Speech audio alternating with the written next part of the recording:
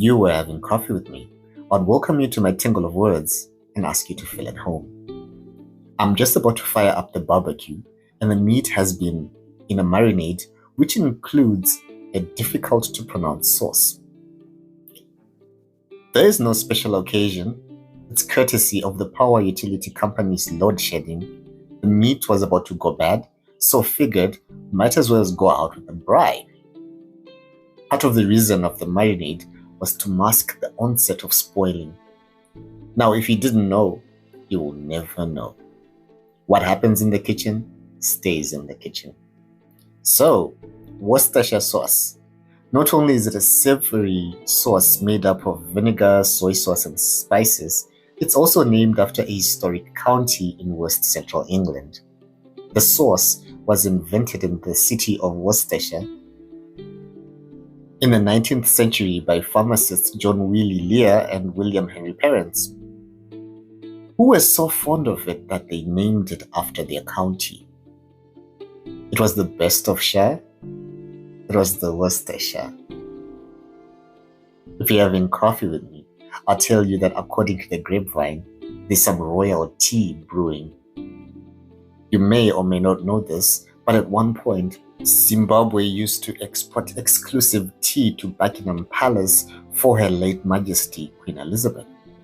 So naturally, it would be normal for us to be curious about the comings and goings of royalty. Kate Middleton's absence from the public eye since December and the emergence of photoshopped images have led to viral conspiracies about infidelity, domestic violence, possible murder, or ritual sacrifice for the ill king and the royal household. Even in palaces, there are spiders. Udide's Book of Shadows.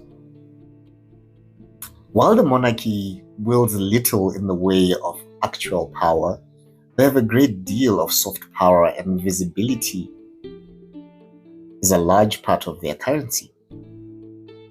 When they aren't in the public's eye, the vacuum they leave behind gets filled with mystery and speculation.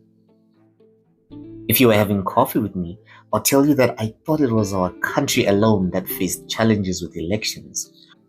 But happenings throughout the world have shown that democracy might be a bit of a scam enterprise.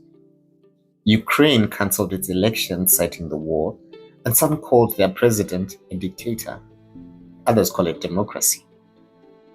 Russia had elections in which Putin won, and some call him a dictator. Others call it democracy. Which is which?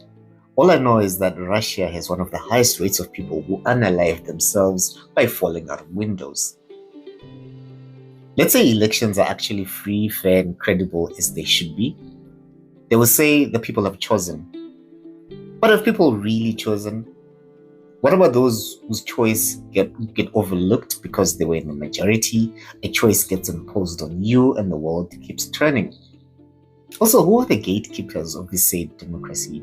Who decides what is and isn't democratic?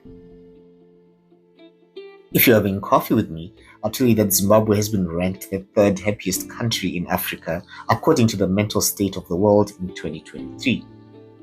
The Mental State of the World report is an annual publication of the Global Mind Project that provides a view of the evolving mental well-being of the global internet-enabled population.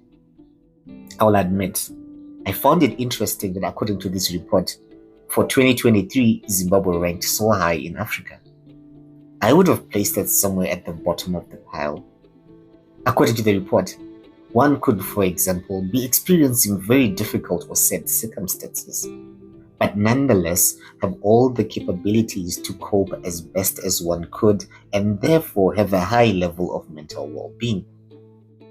I guess that kind of explains it when I think on how my blogging is also a coping mechanism, exercising the thoughts that rattle around in my head. What's been going on in your neck of the woods?